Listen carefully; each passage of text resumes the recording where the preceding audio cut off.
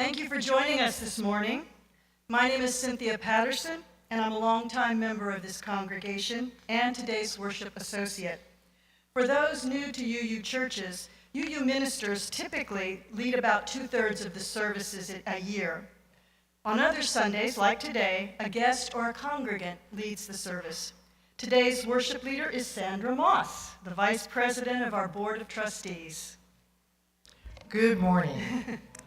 Welcome, both in the sanctuary and online, to the Sunday service of the Unitarian Universalist Church of St. Petersburg on the lands stolen from the Tocobaga and Seminole Native Americans.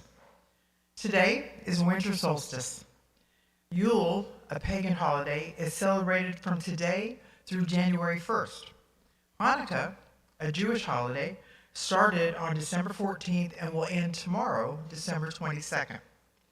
As you know, Christmas is the 25th, and we invite you to join us for a Christmas Eve service here at UU St. Pete on Wednesday, December 24th at 5 p.m.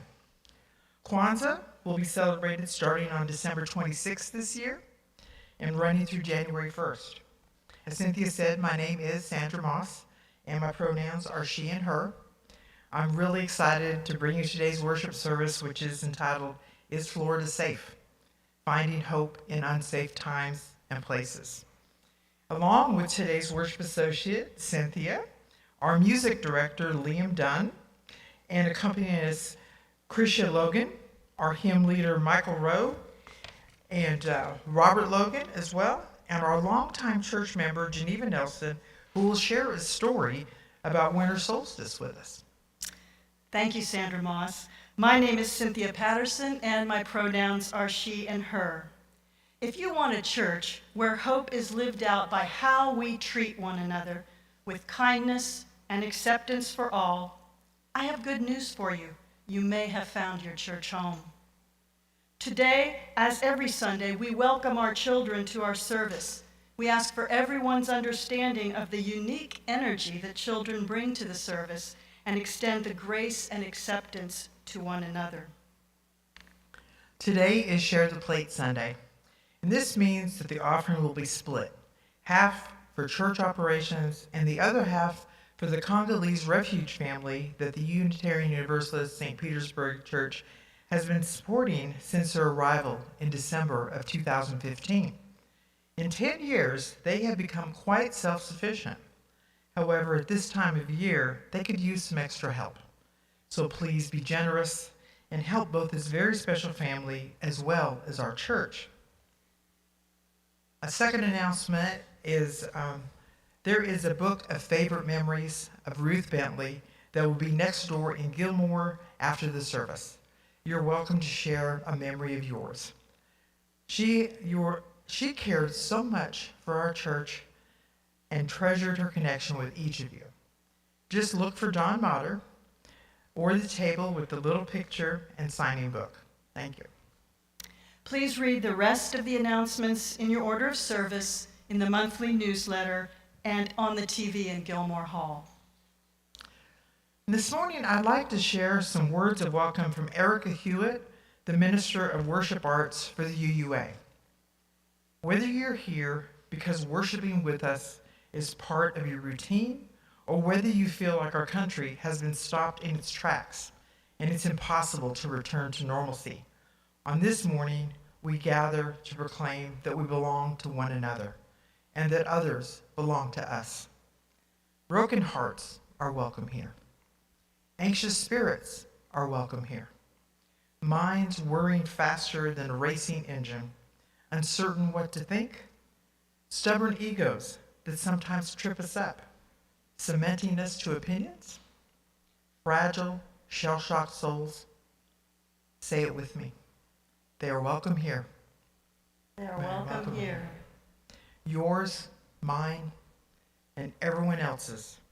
Not because this community will fix it through easy solutions or the right way forward. As a liberal religious congregation, we have something far more fragile and far more powerful than that. Our need to be together, our need to reconnect to the life-giving source that moves within us and among us. and our need to make one another a little bit braver and wiser before returning to the service of life. Allow me to give a special welcome to any newcomers.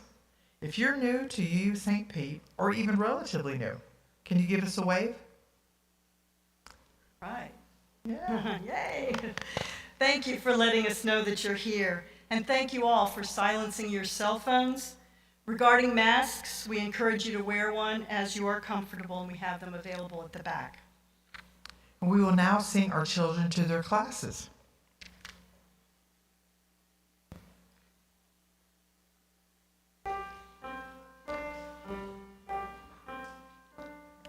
Go now in peace, go now in peace. May the spirit of love surround you everywhere, everywhere you may go. Now please rise as you are willing and able for our first hymn in the bleak midwinter, which is number 241 in your gray hymnal.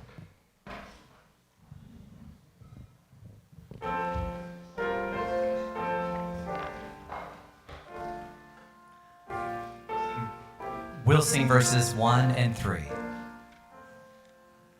In the bleak midwinter, frosty wind made moan, earth stood hard as iron, water like a stone. Snow had fallen, snow on snow, snow on snow. In the bleak midwinter, long ago, once a child and mother weave their magic spell, touching hearts with wonder, words can never tell. In the bleak midwinter, in this world of pain, where our hearts are open, loved born again. Please remain standing for our chalice lighting. Our chalice lighting today is entitled The Nights of Midwinter. It's written by D.C. Fortune, and this is chosen to honor both the season of Hanukkah and today's winter solstice. When Joanne Kellner lights our chalice, I invite you to join in the chalice lighting as indicated in your order of service. We light this chalice as a symbol of our free faith. We light this chalice to remember the miracle of the oil that burned for 8 days. We light this chalice to mark the nights of midwinter. We light this chalice as we wait for the sun to return. You may be seated. And now we are going to hear a wonderful story about winter solstice, and this is going to be told to us by Geneva Nelson, a longtime member of UU St. Pete. Thank you, Geneva.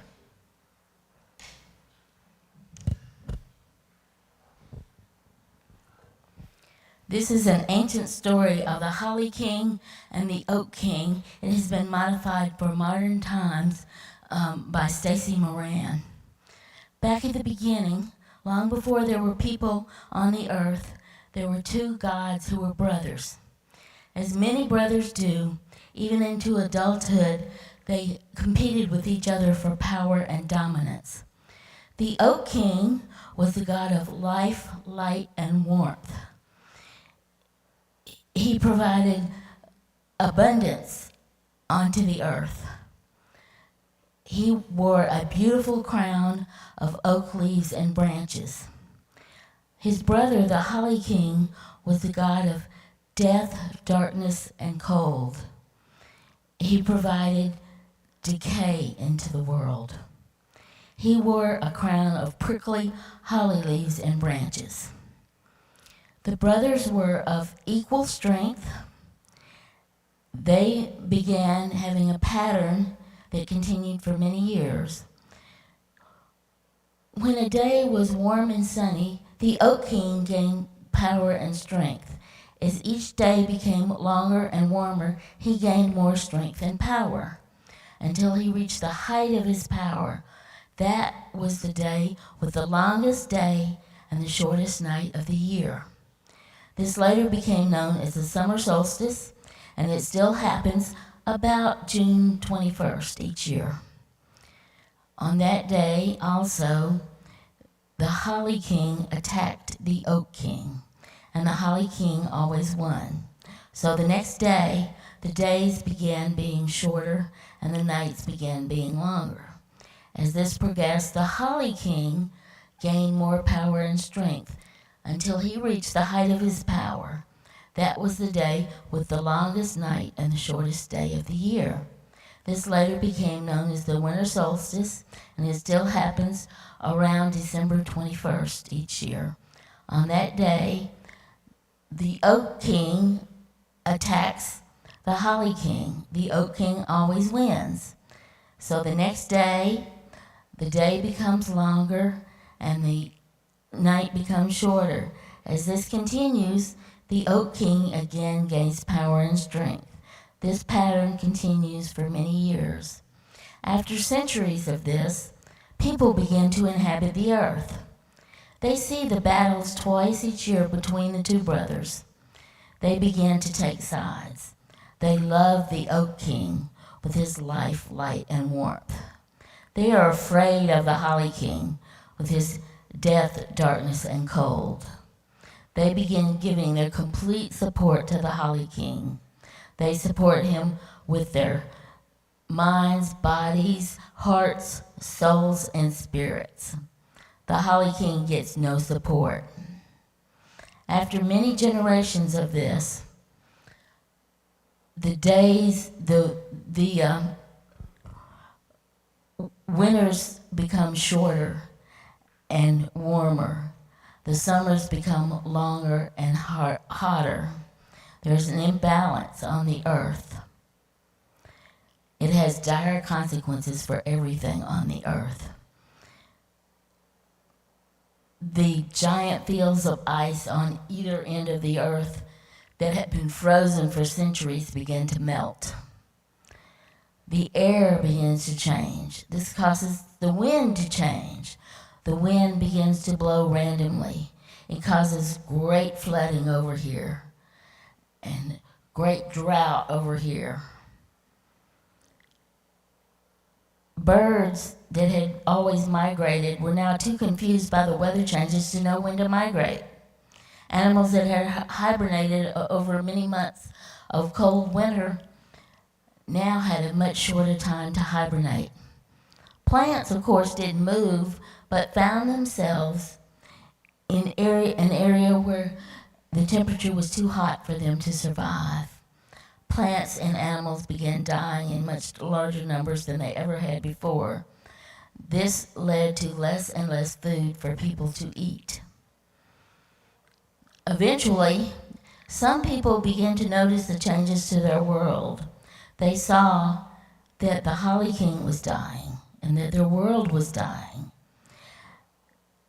Even though they had been so afraid of the Holly King before, they began to realize they might not be able to live without him. But they were very afraid. They did not know what to do to stop all this happening. Eventually, the Oak King saw what was happening too. He was very sad at how weak his brother was and realized he loved his brother and he didn't want to be without him. When the time came for them to fight, he threw down his sword and shield and walked toward their meeting place with his arms out and hands outstretched to show he had no weapons. Off in the distance, he saw his brother coming, and was devastated at how weak he was. The Holly King could barely walk. The Oak King ran toward the Holly King, wrapped his arms around him, and embraced him deeply. He told him how much he loved him and how he didn't want to fight him. He wanted them to work together to find a way to heal the Holly King and heal the world. Together, the two brothers, arm in arm, supporting each other, turned to go toward the earth from the heavens to find a way to heal the Holly King and to restore the balance to the earth. Never doubt that we need death, darkness, and cold just as much as we need light, life, and warmth, because these things together create the circle of life.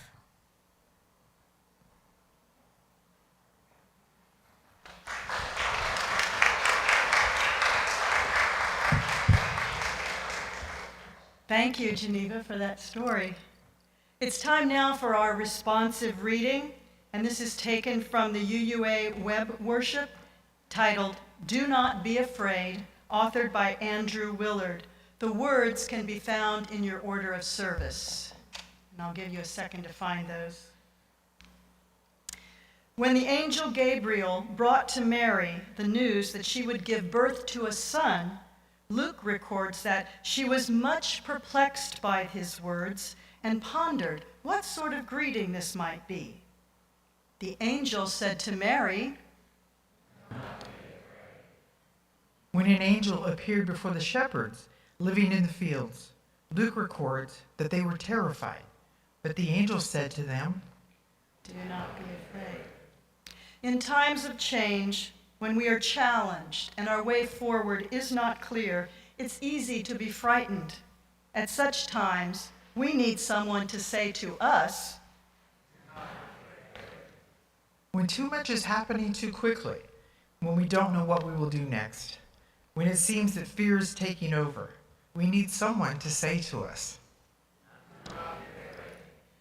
but if we are here for one another, we can offer support and encouragement. We can say, for when we are willing to do what is right and not merely what is comfortable, we declare to the world, we shall not be afraid. I invite you to choose to not be afraid, to choose to hope, and choose one another. Let us rejoice in our beloved community as we come together this morning. Let's take a minute of silence together.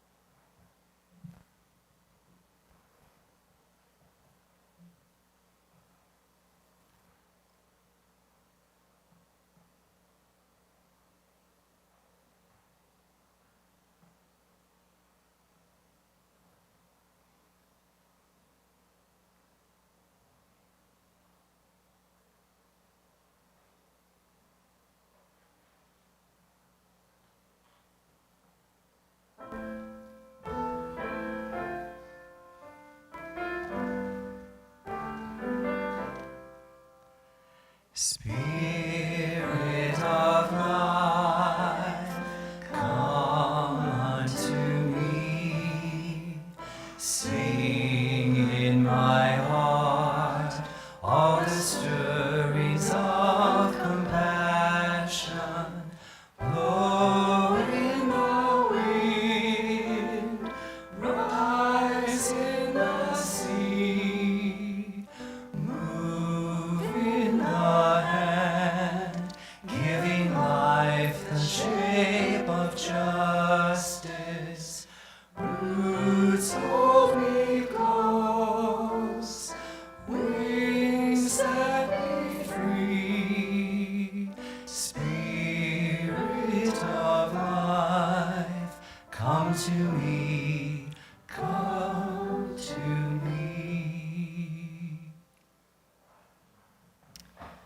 Good morning. Thank you. Again, for those of you who may not know me, my name is Cynthia Patterson. I've been a member of this church since 2012, and before then, from 2007 to 2012, a member of the UU Church in Lakeland, former president of the Board of Trustees there. Here I've served twice on the Board of Trustees, 10 years in the bell choir, and currently in my 11th year serving as the Sunday morning book discussion leader. When Sandra asked me to serve as the worship associate for this service with the theme of finding hope in unsafe times and places, she said that the worship team hoped that I would speak about how and why I find hope as an educator. Now, as it happens, I've been reading this book, Why Fascists Fear Teachers, Public Education and the Future of Democracy. It's a newly published book by Randy Weingarten, who is the long-serving president of the American Federation of Teachers, or AFT. So I thought that this morning I would read a passage from Weingarten's introduction and then add some brief thoughts of my own. So here goes. In 1940, Adolf Hitler had gained power and territory across a widening swath of Europe. The leaders of Norway's government fled, and they put a Nazi puppet into power. Puppet in power, say that quickly. Among the first to protest the Nazi takeover of Norway were the country's teachers. And since pins and badges with the likeness of the king were now illegal, teachers and students used a clever, subtle signal to show their resistance. They wore paper clips. When teachers wore them on their lapels, it signified that they remained united, bound together like a stack of papers against Nazi rule. The protests spread. Eventually, students took to wearing whole chains of paper clips, just like a necklace. Frustrated that teachers proved so influential in undermining fascism, the Nazi government eventually created a new teacher network, Nazi teacher network, and mandated that all teachers join. But out of the estimated 14,000 teachers in Norway at the time, more than 12,000 refused to join. So the Nazis barged into the schools, they beat the teachers and the students, trying to physically force them into submission. That didn't work either. So then the Nazi government closed the schools. Hundreds of thousands of parents wrote letters to the government in protest. And what did the teachers do? They kept teaching. They found places to hold classes in private and kept promoting freedom of information and freedom of thought. Increasingly incensed, the fascist government sent at least 1,000 teachers to concentration camps and 500 others to forced labor camps. But still, the teachers kept on teaching and students kept learning how to think for themselves. This is the power of community and the power of education. And Weingarten continues. Teachers do 4 fundamental things that are important to the future of our students and the well-being of our nation, but are completely antithetical to a fascist government. Teachers impart knowledge, including critical thinking skills. Teachers work to create welcoming and safe communities. Teachers create opportunities for every student. And teachers are anchors of a labor movement maintaining strong unions. To Weingarten's words, I want to add my own personal note. I am an active member of my faculty union. I serve on the Membership and Recruiting Committee, the Contract Enforcement Committee, and the Collective Bargaining Team. We haven't had a new contract in almost 2 years. Some of you know that although a university professor, my values have always aligned with the working class rather than the middle class or the upper class. My father was a union steel worker. He did shift work, which cut his life short. And ironically, he worked for the same steel mill that J.D. Vance writes about in his book, Hillbilly Elegy. I grew up around my dad's union members and their families, and I remember him leaving our house to meet with other union members for whom he advocated in dealings with the management. As we all know, Florida's legislature and governors have embarked on a full frontal assault of education, particularly higher education, passing book bans, don't say gay laws, outlawing DEI initiatives, replacing university presidents with DeSantis' cronies who have no university teaching experience, scraping what they claim are anti-Semitic references from course syllabi, even courses that are supposed to teach what anti-Semitism is all about, scraping the terms diversity, climate change, critical race theory. My own department can no longer, I'm in the English department, can no longer teach courses with those titles in them. And they ask us to teach instead humanities courses that teach the foundational texts of Western canon, i.e. all of the works by dead white men. And recently, they require that faculty submit course syllabi to a statewide database system at least 45 days in advance of the new semester, effectively restricting any new research that might come along and overriding faculty expertise, allowing the state to screen all the course content. All these are efforts to intimidate and control what teachers teach. I will continue to resist with the best of my ability, not merely as a professor, but as a citizen who still believes in democracy and the importance of education in producing engaged citizens, not as our government would like, consumers of capitalist culture. I hope that you will all continue to join me doing the same. Thank you.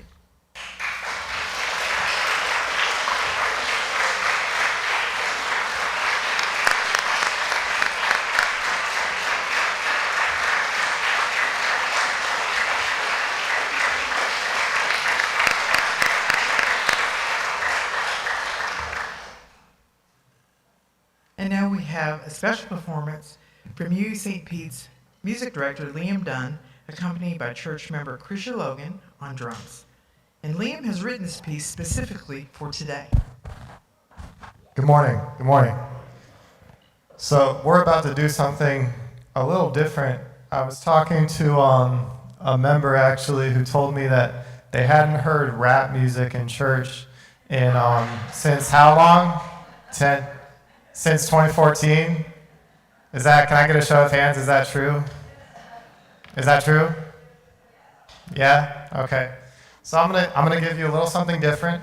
And just before we even start, I want to get all your hands together for Krisha and Robert here behind me.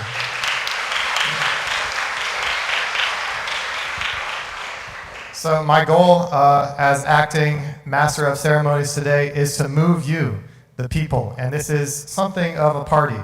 I think we have something to be happy about, something to be hopeful for. So please, if you are able, please stand up.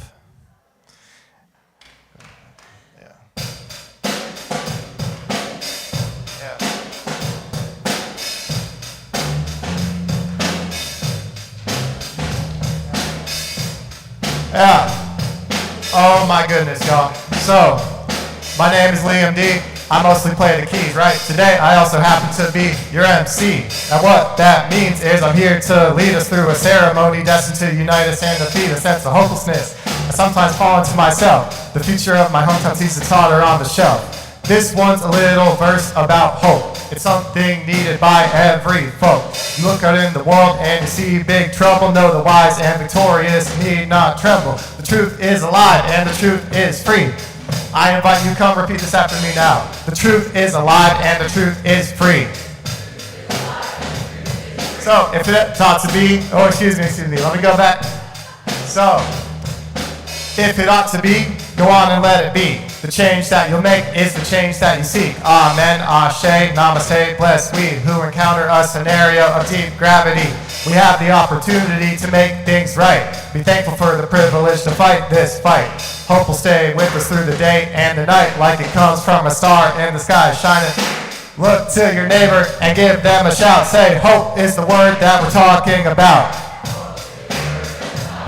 Yes, hope is the word that we're talking about. I spell H-O-P-N-E. Hope what blooms in a sapling tree.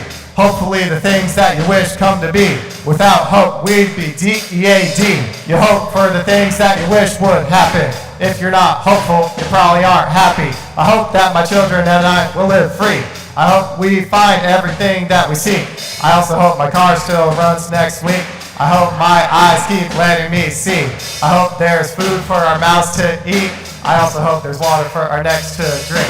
I leave you now with a piece of wisdom, a set of words of sentence that we all can live on. It gives me hope, which is what we need. If it ought to be, let it be.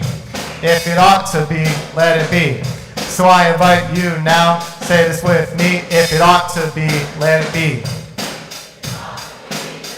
One more time. If it ought to be, let it be. So I was taught from a pretty young age. I went to Pasadena Community Church. I want to give a shout out to Reverend Charlie Reeb. That the meaning of amen, if you're a Christian, you say a prayer.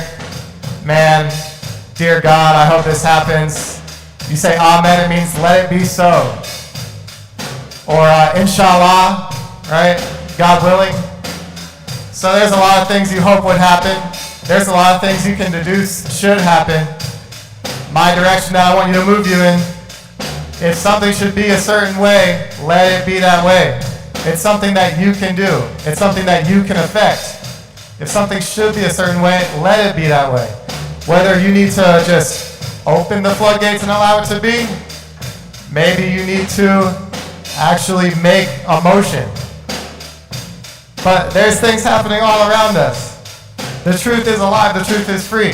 Like, it would be weird that someone would cover some information up that everyone can know. Like, why would you, what? It's okay, it's okay. So, say it with me one more time, y'all.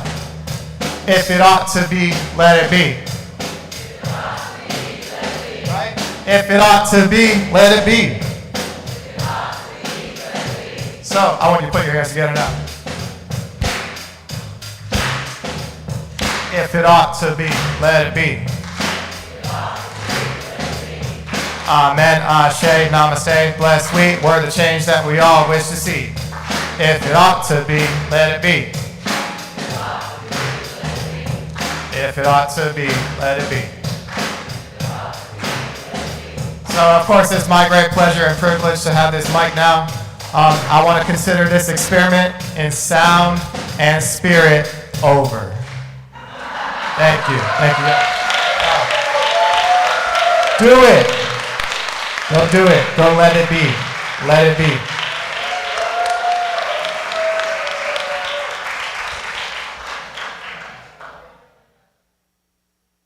Do we have talent in here?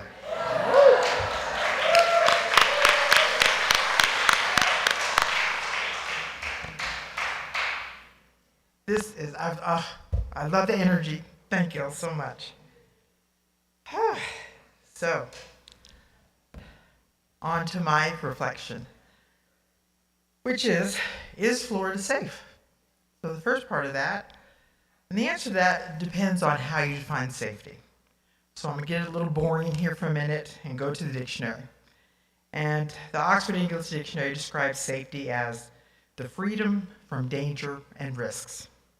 And we can break that down further into three different types of safety. Physical safety, which is the freedom from bodily harm. Psychological safety, which is the freedom to speak up without fear of humiliation or retribution. And finally, emotional safety, feeling valued and respected as a person. So is Florida physically safe for me? Am I free from bodily harm? I have to look at my risk factors. I am a brown lesbian woman in a red state. While I am brown because I'm Native American, this distinction may not be apparent or of concern to ICE. So yes, I am at risk of being caught up in a raid or swept up with those labeled illegal. Is Florida psychologically safe for me? Am I free to speak up without fear of humiliation or retribution? I have this freedom, and although someone may try to humiliate me, I don't have to feel humiliated by someone else's words, because I know my truth. Am I emotionally safe in Florida? Once again, here I stand, a brown lesbian woman. This means I do have to be cautious and selective in spaces that I reside and maintain. Right here, right now, in this space, UU St. Pete, I do feel emotionally safe. This congregation continually makes me feel valued and respected as a person.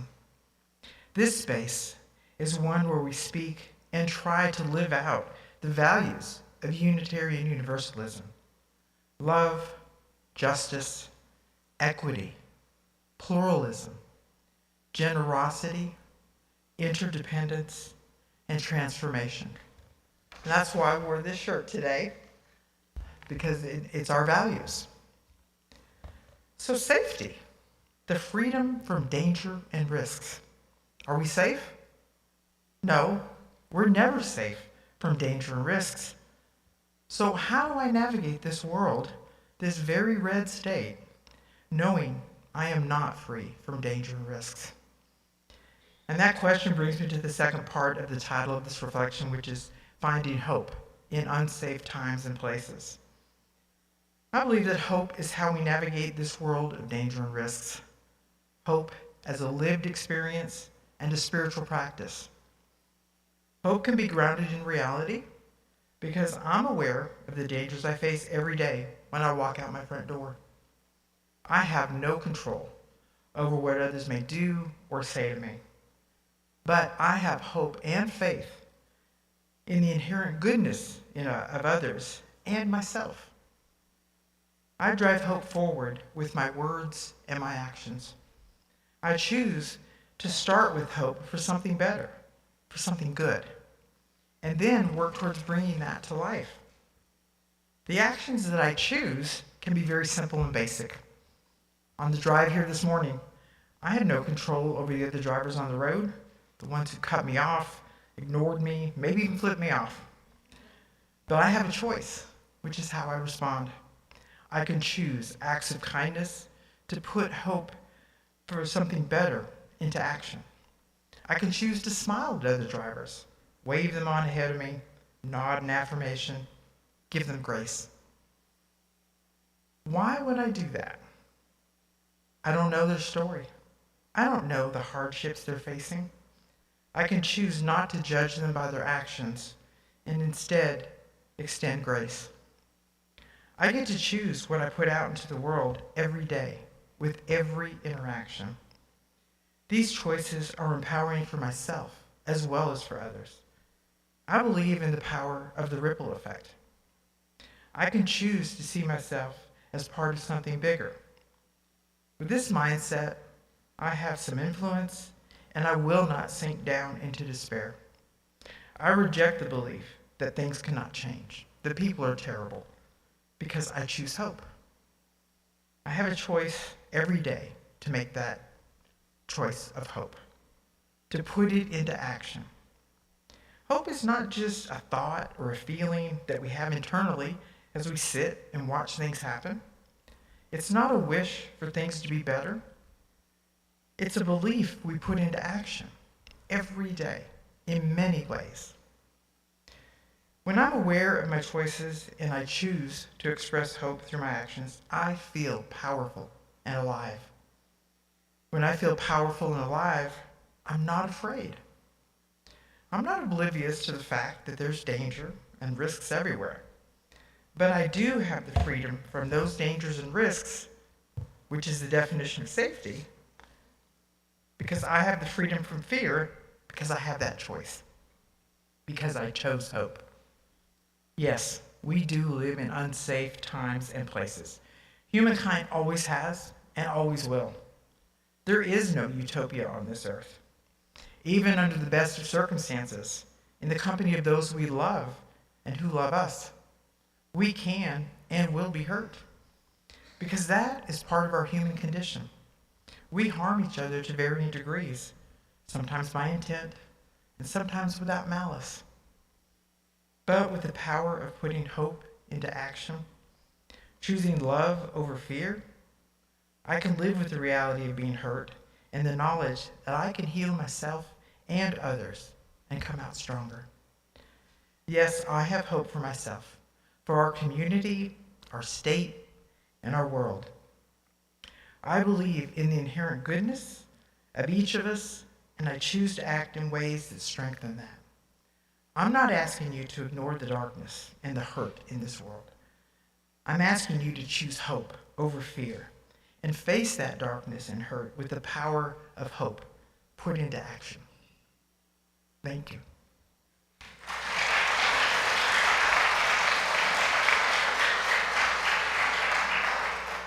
Thank you, Sandra. As we take up today's offering in just a moment, I'd like to offer some words taken from The Promise and the Practice, written by our former president of the UUA, the Reverend Susan Frederick Gray and Lena Gardner. And here's the quote. Every day in our world, people are feeling vulnerable, frightened, and heartbroken. For those who are Black, Indigenous, or people of color, the effects of racism and oppression are an everyday lived reality, and these feelings are not new. For others, this can be a time of hard awakening to the realities that have existed for a long time, and to new and heightened racial violence and policies targeting the most vulnerable. For all of us, the call of this moment is real. And as Unitarian Universalists, we are invited and challenged every day to live more deeply into our faith. And every day, our people, our congregations, you are responding to that invitation. We are learning to live with the vision of the beloved community in the face of white supremacy and fear. We are learning to confront these things in our own hearts, lives, and congregations. If we as UUs are going to be ready to meet the challenge and accept our invitation to build a new way, we must do it together. We know that, as June Jordan said, we are the ones we have been waiting for. The power and the promise of Unitarian Universalism is asking us to wake up and meet fear and hate with radical imagination, transformative partnership, resilience, and joy. We make it possible through our commitment and our generosity. Thank you for your support.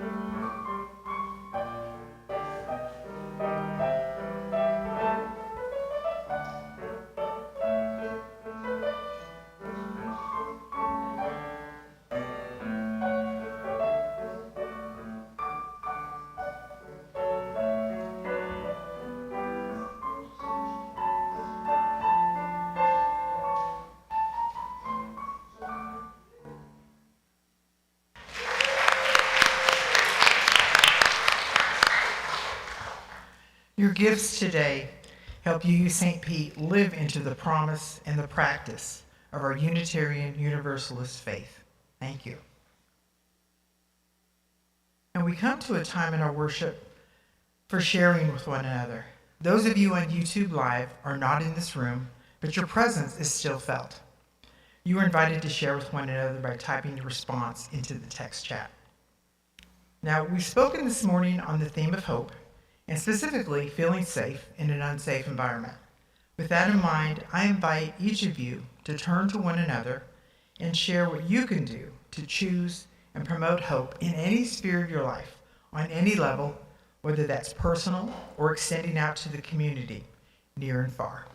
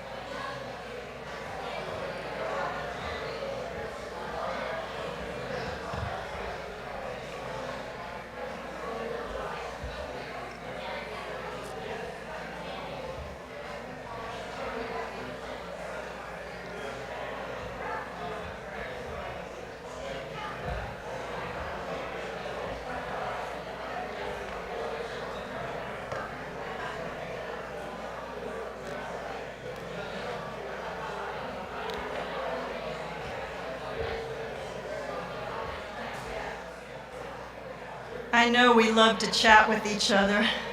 I'm sorry to cut you all off. Now would you please rise as you are willing and able for our closing hymn. It's number 245 in the gray hymnal. Joy to the world.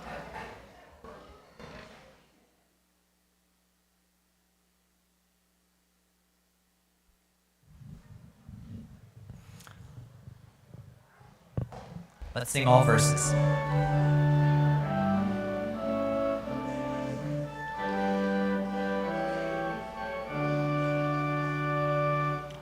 Joy to the world, the word is come. Let earth her praises ring. Let every heart prepare a room, and heaven and nature sing, and heaven and nature sing, and heaven and nature sing. Joy to the earth, now gladness brings. Let earth their songs employ, while fields and floods, rocks, hills, and plains repeat the sounding joy, repeat the sounding joy, repeat the sounding joy. No more let sins and sorrows grow, nor thorns infest the ground. Let righteousness its glory show, as far as love is found, as far as love is found, as far as love is found. You may be seated. Our closing words are a winter solstice reflection written by Gregory Jones, who contributed this to the UUA web worship. On this, the longest night of the year, we are warmed by the certain knowledge that tomorrow will welcome more light than today. As it has for eons, billions of years, the coming of light brings life. May we be awed by the great miracles of light and life, and faithfully nurture the mystery and the magic of wonder. Now, as Bethwell extinguishes our chalice, we invite you to follow along with the hand gestures: light of truth, the warmth of love, the fire of courage, heart and world. And the words are found in your order of service. We extinguish this flame, but not the light of truth, the warmth of love, or the fire of courage. These we carry in our hearts and out into the world. Our worship is over, but our service begins. And I'd like to once again invite anyone who would like to join Lucinda, Janae, and myself celebrate our birthdays tonight on the Calypso Cruise out of Madeira Beach. And I discovered we have another birthday sister, Krisha Logan. Her birthday is Christmas Day. So we are going to celebrate her as well tonight. So please join us for coffee hour in Gilmore Hall. And if you see someone not talking to anyone, maybe go up and say hello. Remember what Reverend Ben has asked of us: ignore your friends. At least during coffee hour. And talk to someone you don't know. We hope this time together will help you through your week and will help you remember that you are not alone. Now you may talk or exit or listen as Liam, Krisha, and Robert play our postlude.